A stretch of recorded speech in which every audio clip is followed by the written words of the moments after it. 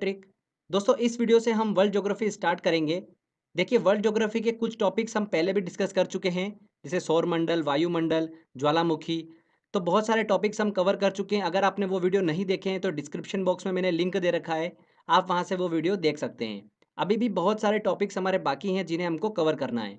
बचे हुए लेक्चर्स हम स्टार्ट कर रहे हैं, जिसमें सबसे पहले हम डिस्कस करेंगे अक्षांश और देशांतर रेखाओं को, मतलब लैटिट्यूड और लॉन्गिट्यूड लाइंस को। ठीक है, साथ ही दोस्तों हम अंतर्राष्ट्रीय तिथि रेखा और अंतर्राष्ट्रीय समय रेखा को भी अच्छे से डिस्कस करेंगे। बहुत ही इंपॉर्टेंट टॉपिक है। एसएससी पीएससी एग्जाम में अक्सर यहाँ से क्वेश्चन देखने को मिलता है। टॉपिक थोड़ा सा डिफिकल्ट है, पर बहुत ही आसानी से आप इस टॉपिक पर अच्छी कमांड कर पाएंगे। आपको देखिए वीडियो को अच्छे से देखना है, और लास्ट में इस टॉपिक से एग्जाम में पूछे गए क्वेश्चंस का मैंने एक टेस्ट रखा है, वो टेस्ट आपको ज़रूर लगाना है। तो चलिए फ्रेंड्स, हम वीडियो को स्टार्ट करते हैं। वर्ल्ड ज्योग्राफी में हम पूरी पृथ्वी का अध्ययन अच्छे से करते हैं। पृथ्वी हमारे सौर मंडल का सदस्य है, जिसका भौगोलिक अध्ययन हम इसके एक नमूने से करते हैं, जिसे हम क्या बोलते हैं, ग्लोब कहते हैं। इस ग्लोब पर हमें दो तरह की रेखाएं दिखाई देती हैं, हॉरिजेंटल लाइन और वर्टिकल लाइन, जिन्हें क्या कहा जाता है, अक्षांश और देशांतर रेखा कहा जाता है। इन रेखाओं की हेल्प से ही पृथ्वी पर किसी भी स्थान की स्थिति का निर्धारण किया जाता है। ये रेखाएं जो होती है, ये क्या होती हैं, काल्पनिक रेखाएं होती हैं। चलिए इन दोनों रेखाओं के बारे में हम अच्छे से स्टडी करते हैं। सबसे पहले हम बात करते हैं अक्षांश रेखाओं की, मतलब लेटिट्यूड लाइंस की। तो जैसा कि आप ग्लोब पर देख सकते हैं, हमारी पृथ्वी के दो ध्रुव होते हैं, एक उत्तरी ध्रुव और एक दक्षिणी ध्रुव। ग्लोब पर पश्चिम से पूर्व की ओर खींची गई सभी काल्पनिक रेखाएं जो होती है, वो क्या होती हैं, अक्षांश रेखाएं कहलाती हैं। पृथ्वी के बीचों बीच एक 0 डिग्री अक्षांश रेखा होती है, जिसे हम क्या बोलते हैं, भूमध्य रेखा या विषुवत रेखा कहते हैं। इसे इंग्लिश में बोला जाता है इक्वेटर। ये पृथ्वी को दो बराबर भागों में विभाजित करती हैं, उत्तरी गोलार्ध और दक्षिणी गोलार्ध में।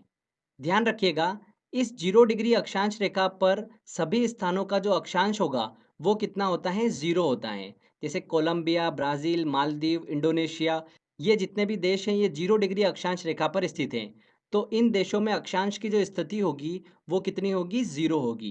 क्लियर? अब देखिए, इस भूमध्य रेखा के उत्तर और दक्षिण में एक एक डिग्री के अंतराल में 90-90 अक्षांश रेखाएं खींची होती हैं। यानी किसी भी स्थिति में 90 डिग्री से ज़्यादा अक्षांश नहीं हो सकता है। ध्रुव पर 90 डिग्री अक्षांश की स्थिति होती है। क्लियर? ग्लोब पर सभी अक्षांश रेखाएं एक दूसरे के समानांतर होती हैं। बहुत ही इंपॉर्टेंट क्वेश्चन है, ये पूछा जाता है एग्जाम में, ध्यान रखिएगा। ग्लोब पर जितनी भी अक्षांश रेखाएं होती हैं, ये एक दूसरे के समानांतर होती हैं। और दो अक्षांश रेखाओं के बीच की दूरी कितनी होती है, 111 किलोमीटर होती है। कितनी होती है, 111 किलोमीटर। आगे देखिए, इस भूमध्य रेखा इक्वेटर से उत्तर की ओर 23.5 डिग्री पर जो अक्षांश रेखा होती है, उसे क्या कहा जाता है, कर्क रेखा कहा जाता है, ट्रॉपिक ऑफ कैंसर। 21 जून को इस कर्क रेखा के सूर्य जो होता है, वो एकदम ऊपर होता है, मतलब लंबवत होता है। इस कारण से इस उत्तरी गोलार्ध में 21 जून जो होता है, ये सबसे बड़ा दिन होता है। बहुत ही इंपॉर्टेंट है, ऐसा एग्जाम में क्वेश्चन बनता है कि उत्तरी गोलार्ध में सबसे बड़ा दिन कौन सा होता है और दक्षिणी गोलार्ध में सबसे बड़ा दिन कौन सा होता है। ठीक है, तो ये दोनों चीज़ें हमको दिमाग में रखना है। तो उत्तरी गोलार्ध में सबसे बड़ा दिन कौन सा होता है, 21 जून का होता है। क्यों? क्योंकि सूर्य जो होता है वो कर्क रेखा के एकदम ऊपर होता है। अब देखिए, इस जो इक्वेटर है, इससे दक्षिण की ओर 23.5 डिग्री पर एक अक्षांश रेखा होती है, जिसे क्या बोला जाता है, मकर रेखा बोला जाता है, ट्रॉपिक ऑफ कैप्रिकॉन। 22 दिसंबर को सूर्य जो होता है मकर रेखा के एकदम ऊपर होता है, लंबवत होता है। इस कारण से यह दिन जो होता है, दक्षिणी गोलार्ध का सबसे बड़ा दिन होता है। तो बहुत ही इंपॉर्टेंट पॉइंट है ये, ध्यान रखिएगा, यहाँ से एग्जाम में क्वेश्चन बन सकता है। अगर देखिए उत्तरी ध्रुव और दक्षिणी ध्रुव को बिंदु माना जाए, तो कुल अक्षांश रेखाओं की संख्या कितनी होगी, 179 होगी। और अगर रेखा माना जाए तो कुल अक्षांश रेखाओं की संख्या कितनी होगी, 181 होगी। इसके अंदर हमने देखिए 0 डिग्री अक्षांश रेखा को भी शामिल किया है। अब देखिए दोस्तों, मैं आपको एक बड़ा इंटरेस्टिंग पॉइंट बताता हूँ। अभी जैसा कि हमने पढ़ा भूमध्य रेखा के बारे में, कर्क रेखा के बारे में और मकर रेखा के बारे में, तो अफ्रीका एकमात्र ऐसा कॉन्टिनेंट है, ऐसा महाद्वीप है, जिससे ये तीनों रेखाएं जो होती है वो गुजरती है। अगर आप दूसरे कॉन्टिनेंट देखेंगे, जैसे कि उत्तर अमेरिका, ऑस्ट्रेलिया हुआ, एशिया हुआ, तो इन जितने भी कॉन्टिनेंट महाद्वीप है, वहाँ से ये तीनों रेखाएं नहीं गुजरती है। किसी से एक रेखा गुजर रही है तो किसी से दो रेखाएं गुजर रही हैं, पर अफ्रीका एकमात्र ऐसा महाद्वीप है जहाँ से ये तीनों रेखाएं जो होती है वो गुजरती है। क्लियर? तो बहुत ही इंपॉर्टेंट पॉइंट है।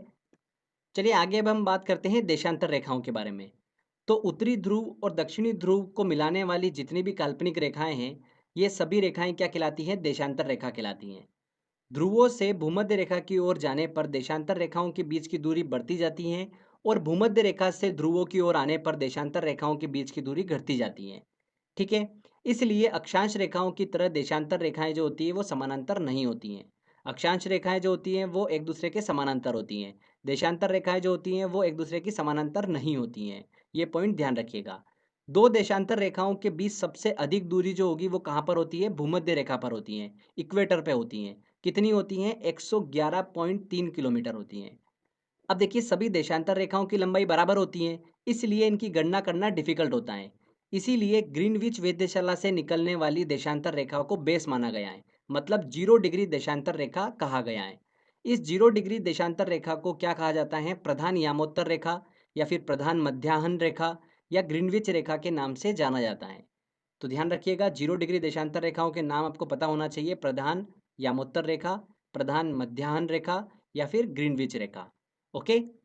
इस 0 डिग्री देशांतर रेखा से पूर्व की ओर और पश्चिम की ओर हर एक एक डिग्री के अंतराल में 180 देशांतर रेखाएं खींची होती हैं।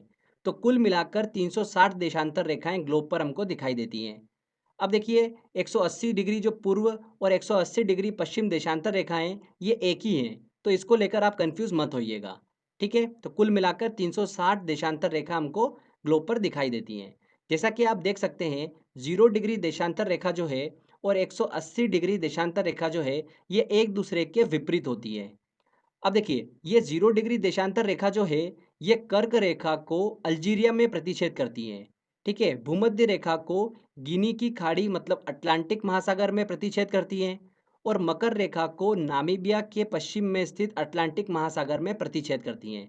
तो ये बहुत ही इंपॉर्टेंट है कि जो 0 डिग्री देशांतर रेखा है मतलब ग्रीनविच लाइन है, ये तीनों जो मेन लाइन आ रही है कर्क रेखा, भूमध्य रेखा और मकर रेखा को किस स्थान पर प्रतिच्छेद कर रही है। तो वहाँ की जो भौगोलिक स्थिति है वो हमको पता होना चाहिए। एग्जाम में वहाँ से क्वेश्चन बन जाता है। अगर हम बात करते हैं कि 0 डिग्री देशांतर रेखा जो है इस पे कौन कौन से देश स्थित हैं, तो यहाँ से भी एग्जाम में बहुत क्वेश्चन बने हैं, इसलिए ध्यान रखिएगा। कौन कौन से देश स्थित हैं 0 डिग्री देशांतर रेखा पर मतलब ग्रीनविच लाइन पर? यूके, स्पेन, फ्रांस, घाना, अल्जीरिया। अल्जीरिया जैसे कि आपको पता ही है कि 0 डिग्री देशांतर रेखा जो है वो कर्क रेखा को काटती है अल्जीरिया में। अंटार्कटिका, ये जो मैंने आपको नाम बताए हैं ये 0 डिग्री देशांतर रेखा पर स्थित देश हैं। इनको आपको बिल्कुल दिमाग में रखना है क्योंकि यहाँ से क्वेश्चन काफ़ी बनते हैं। तो ये हमने देशांतर रेखाओं के बारे में अच्छे से स्टडी करी। चलिए फ्रेंड्स आगे देखिए, अब हम बात करते हैं अंतर्राष्ट्रीय तिथि रेखा और समय रेखा के बारे में। तो देखिए फ्रेंड्स, 0 डिग्री देशांतर रेखा का उपयोग जो होता है वो समय निर्धारण में किया जाता है। इसीलिए 0 डिग्री देशांतर रेखा को अंतर्राष्ट्रीय समय रेखा कहते हैं। इसकी हेल्प से दुनिया में समय का निर्धारण किया जाता है। 180 डिग्री देशांतर रेखा का उपयोग जो होता है वो दिनांक निर्धारण में मतलब तिथि निर्धारण में किया जाता है। इसीलिए 180 डिग्री देशांतर रेखा को अंतर्राष्ट्रीय तिथि रेखा कहा जाता है। बहुत ही इंपॉर्टेंट पॉइंट है ये। एग्जाम में आपसे डायरेक्टली क्वेश्चन पूछते हैं कि निम्न में से कौन सी अंतर्राष्ट्रीय तिथि रेखा है और निम्न में से कौन सी अंतर्राष्ट्रीय समय रेखा है। तो आप बता सकते हैं कि 0 डिग्री देशांतर रेखा जो होती है वो अंतर्राष्ट्रीय समय रेखा है। 180 डिग्री देशांतर रेखा जो है वो अंतर्राष्ट्रीय तिथि रेखा है। क्लियर। चलिए एक एक करके इनको समझते हैं कि किस तरीके से समय निर्धारण होता है और किस तरीके से तिथि का निर्धारण किया जाता है। यहाँ से भी देखिए न्यूमेरिकल थोड़े से क्वेश्चन बन जाते हैं, उनको हम अच्छे से समझेंगे। तो अंतर्राष्ट्रीय समय रेखा की बात करेंगे मतलब 0 डिग्री देशांतर रेखा की बात करेंगे। 0 डिग्री देशांतर रेखा का समय जो होता है वो यूनिवर्सल टाइम कहलाता है मतलब ग्रीनविच टाइम कहलाता है। ठीक है। वही मेन टाइम है, उसको बेस मानकर सभी जगह का टाइम जो होता है वो डिसाइड किया जाता है। अब देखिए ध्यान से सुनिए, पृथ्वी अपने अक्ष पर पश्चिम से पूर्व की ओर घूमती है, इसलिए ग्रीनविच रेखा से पूर्व के स्थानों का समय ग्रीनविच टाइम से आगे होता है और ग्रीनविच रेखा से पश्चिम के स्थानों का समय जो होगा वो ग्रीनविच टाइम से पीछे होता है। कितना आगे और कितना पीछे होता है, चलिए हम समझ लेते हैं। तो दोस्तों आप सभी को पता ही होगा कि पृथ्वी अपने अक्ष पर 24 घंटे में एक चक्कर पूरा करती हैं, मतलब 360 डिग्री देशांतर घूम लेती हैं। एक चक्कर लगाना मतलब 360 डिग्री घूमना। ठीक है। तो 24 आवर में पृथ्वी 360 डिग्री घूम लेती है। तो एक घंटे में कितने डिग्री देशांतर घूमेगी? 360 अपॉन में 24, ये निकल कर आ गया हमारा 15 डिग्री। मतलब एक घंटे में पृथ्वी जो है वो 15 डिग्री देशांतर घूम लेती है। इसको सिंपल लैंग्वेज में लिख लेते हैं। 15 डिग्री देशांतर घूमने में पृथ्वी को एक घंटा मतलब 60 मिनट का समय लगता है। तो यहाँ पर 1 डिग्री देशांतर की वैल्यू निकाल सकते हैं कि 1 डिग्री देशांतर घूमने में कितना समय लगेगा। 60/15, ये आ गया हमारे पास 4 मिनट। मतलब 1 डिग्री देशांतर घूमने में पृथ्वी को 4 मिनट का समय लगता है। हर एक एक डिग्री देशांतर के बीच में टाइम गैप निकल कर आ गया 4 मिनट का। तो अगर ये 0 डिग्री देशांतर है तो इससे पूरब की ओर जाने पर हर एक एक डिग्री देशांतर के बीच में 4-4 मिनट का डिफरेंस है, मतलब 4-4 मिनट से समय जो है वो बढ़ता जाएगा। वैसे ही देखिए पश्चिम की ओर चलने पर 4-4 मिनट से समय जो है हर डिग्री के अंतराल में घटता जाएगा। ये आपको क्लियर हुआ।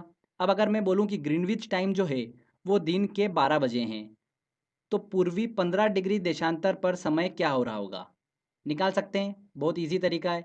देखिए 15 डिग्री देशांतर पर समय निकालना है। हर एक एक डिग्री देशांतर पर समय जो है वो कितना बढ़ता जा रहा है, 4-4 मिनट का बढ़ता जा रहा है। तो कुल कितना बढ़ गया, 60 मिनट का समय बढ़ गया। मतलब अगर ग्रीनविच टाइम दिन के 12 बजे हैं तो 15 डिग्री पर समय जो 60 मिनट आगे होगा, मतलब वहाँ पर दिन का 1 बजा होगा। अगर इसके विपरीत आपसे पूछते कि 15 डिग्री पश्चिमी देशांतर पर समय क्या हो रहा होगा, तो देखिए 60 मिनट आपको कम करना है बस। दिन के 12 अगर ग्रीनविच टाइम हो रहा है तो यहाँ पर 15 डिग्री पश्चिमी देशांतर पर समय जो हो रहा होगा वो सुबह के यहाँ पर 11 बजे होंगे। तो देखिए इस तरीके से आप बड़ी आसानी से आप समय निकाल सकते हैं। बस आपको पता होना चाहिए कि हर एक डिग्री देशांतर के बीच में समय गैप जो है वो कितनी है, 4 मिनट की है। चलिए भारत की स्थिति की हम बात करते हैं। तो भारत की बात करते हैं तो भारत जो है वो 82.5 डिग्री पूर्वी देशांतर पर स्थित है। कितना, 82.5 डिग्री पूर्वी देशांतर पर स्थित है। क्लियर। तो अगर ग्रीनविच टाइम दिन के 12 बजे हैं तो भारत में समय क्या हो रहा होगा ये निकाल लेते हैं। तो देखिए यहाँ पर सिंपली हमको 82.5 में मल्टीप्लाई करना है 4 का, तो कितना आ जाएगा ये 330 मिनट। इसको डिवाइड कर दो 60 से, अगर घंटे निकालना है आपको तो कितना हो जाएगा 5.5 आर। मतलब वहाँ पर 5:30 बजे होंगे शाम के। ये आप इजी तरीके से निकाल पा रहे हो। ठीक है, तो ग्रीनविच टाइम अगर दिन के 12 बजे हैं तो भारत में शाम के 5:30 बजे होंगे। भारत जो है वो ग्रीनविच टाइम से 5.5 घंटे आगे चलता है। क्लियर। तो बड़ी आसानी से आप निकाल पाए। अब देखिए एक मैं आपको चीज़ बता देता हूँ।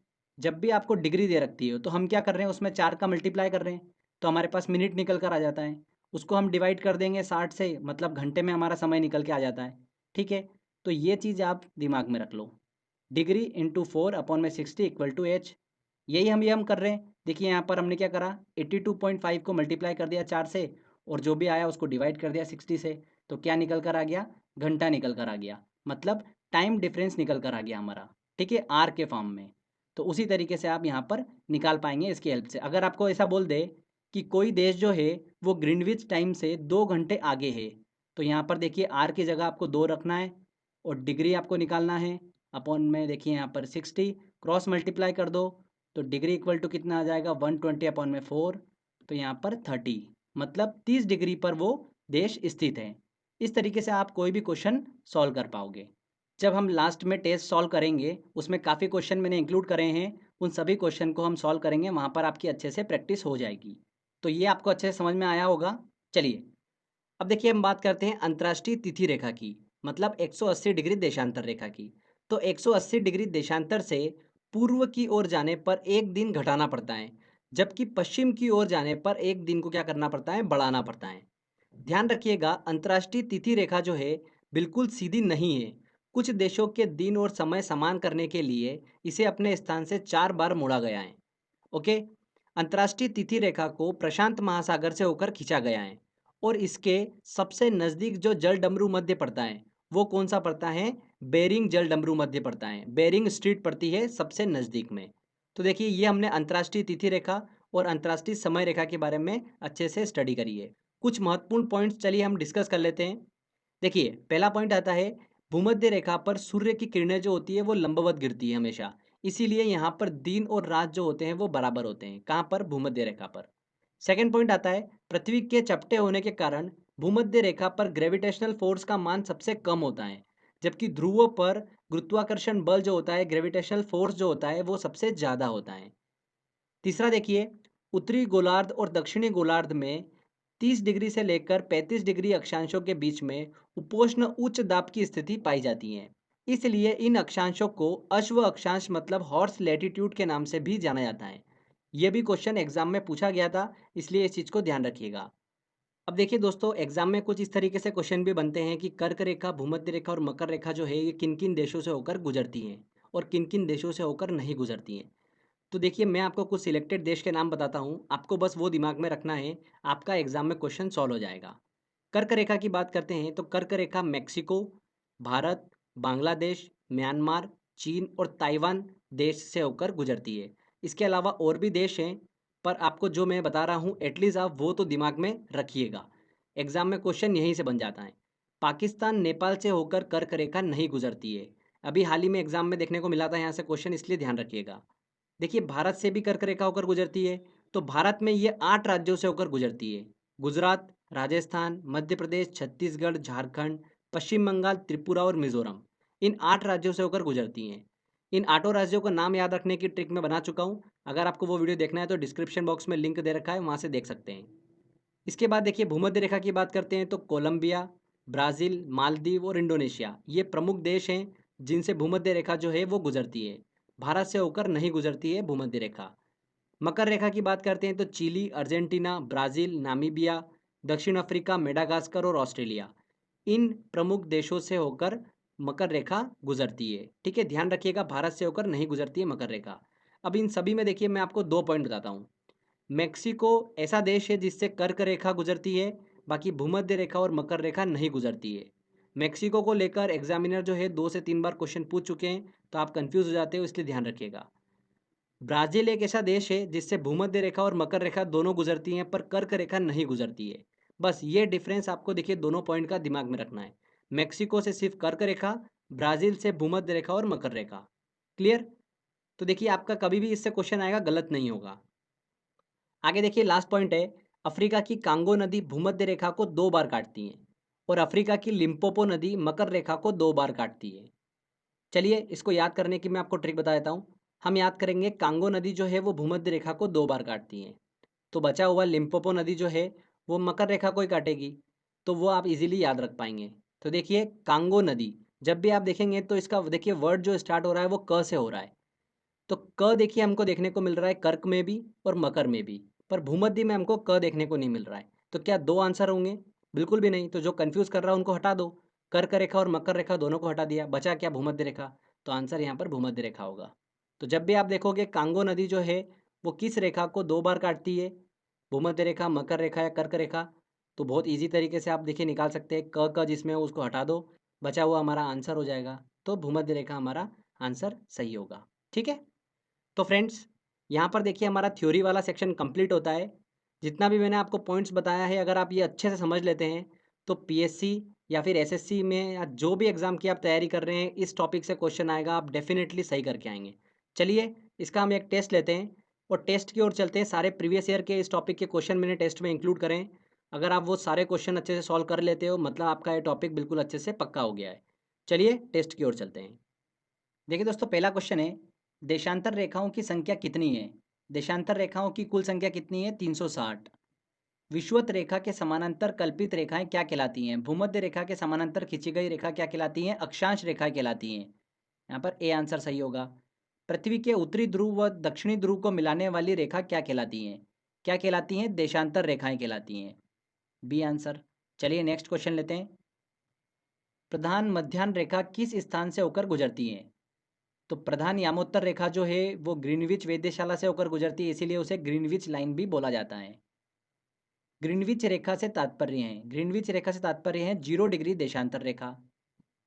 पृथ्वी 1 घंटे में कितना देशांतर घूम लेती है?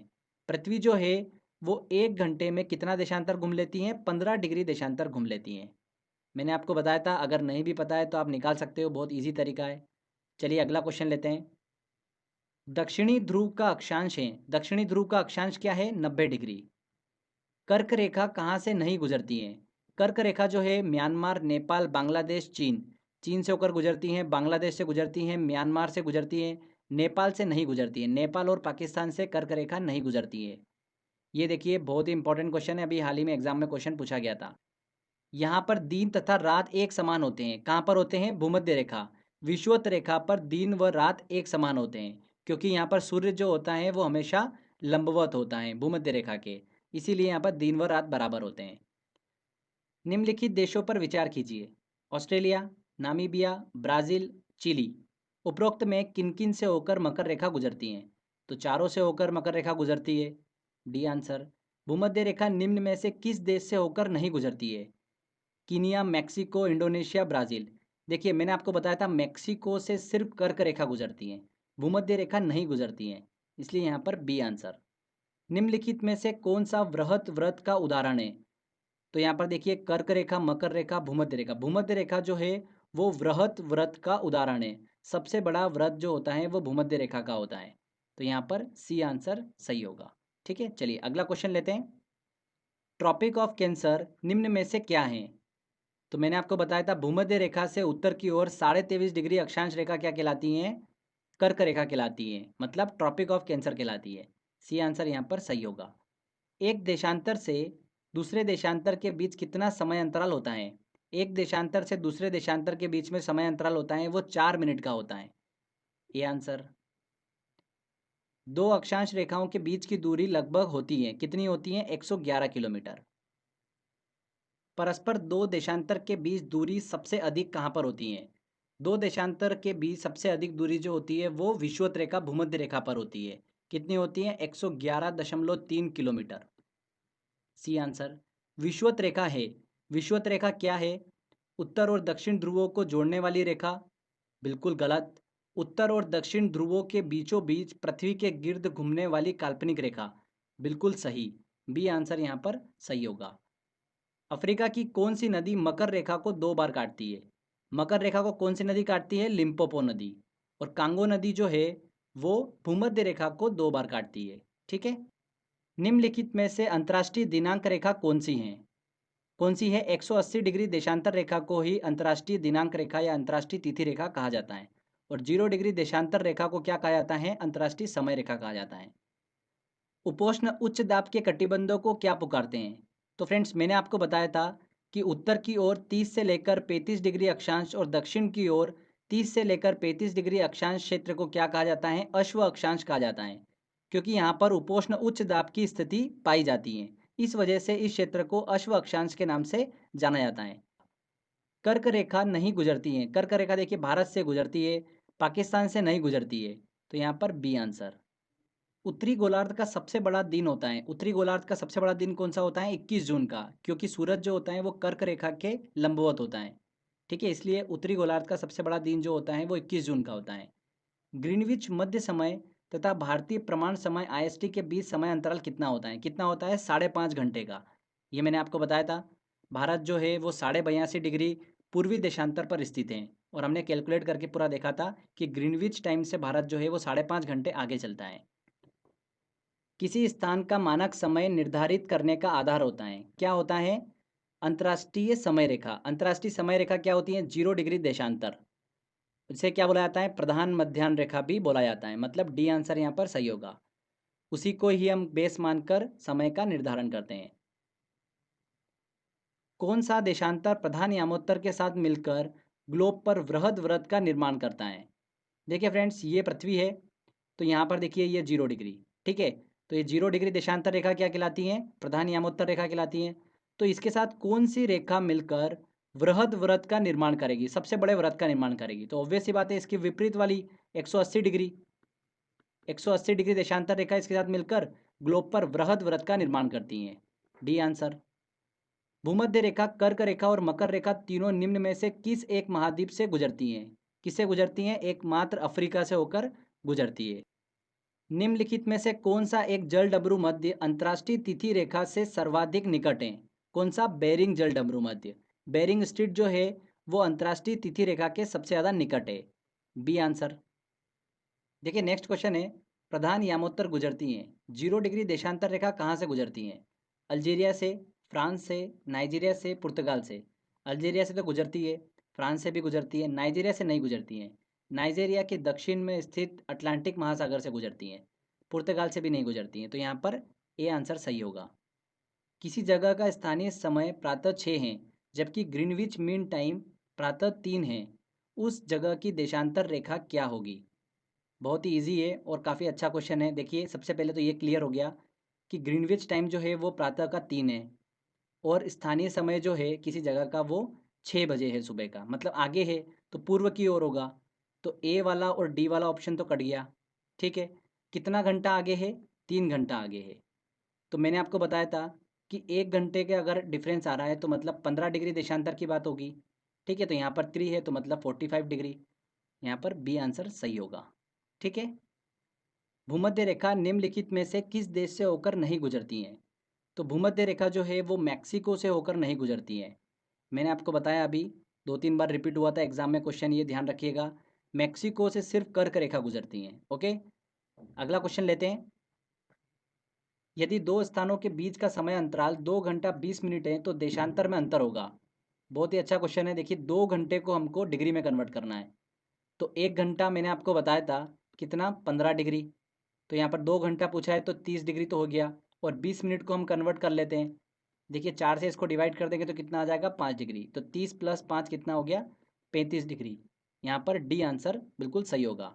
दो स्थानों के बीच का समय अंतराल 2 घंटा 20 मिनट है तो देशांतर में अंतर जो होगा वो 35 डिग्री का होगा।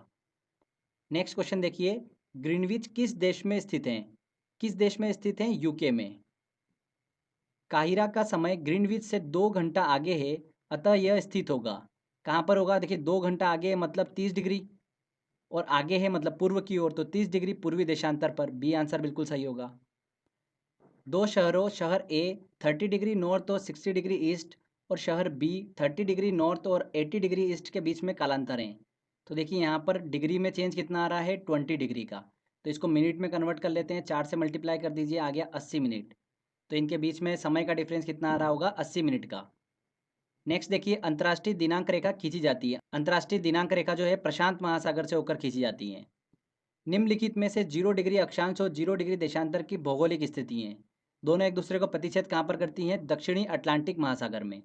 सी आंसर बिल्कुल सही होगा। चलिए अगला क्वेश्चन लेते हैं। निम्न में से किस राज्य से होकर कर्क रेखा गुजरती हैं? देखिए महाराष्ट्र से नहीं गुजरती हैं, ओडिशा से नहीं गुजरती है, मिजोरम से होकर गुजरती है यहाँ पर कर्क रेखा भारत में। अफ्रीका की कांगो नदी 2 बार काटती है। देखिए कांगो नदी क से स्टार्ट हो रहा है, तो देखिए क वाले सारे हटा दो आप, कर्क रेखा मकर रेखा दोनों हटा दो। यहाँ पर भूमध्य रेखा आंसर बिल्कुल सही होगा। भूमध्य रेखा को कांगो नदी जो है वो 2 बार काटती है। तो फ्रेंड्स देखिए यहाँ पर हमारा टेस्ट वाला सेक्शन कंप्लीट होता है। आई होप आपने सारे क्वेश्चन बड़ी आसानी से सॉल्व कर लिए होंगे। तो अच्छे से प्रैक्टिस कर थ्योरी की लीजिए। प्रैक्टिस कर लीजिए। तो फ्रेंड्स आई होप आपको ये वीडियो काफ़ी पसंद आया होगा। अगर आपको अच्छा लगा है तो प्लीज़ वीडियो को लाइक करिए, शेयर करिए और कमेंट करके ज़रूर बताइएगा वीडियो कैसा लगा। अगर आपने अभी तक चैनल को सब्सक्राइब नहीं करा है तो सब्सक्राइब भी कर लीजिए, क्योंकि इस तरीके के इंटरेस्टिंग वीडियो जब भी मैं अपलोड करूँगा आपको उसका बेनिफिट मिलता रहेगा। तो फ्रेंड्स मिलते हैं अगले वीडियो में। जय हिंद, जय भारत।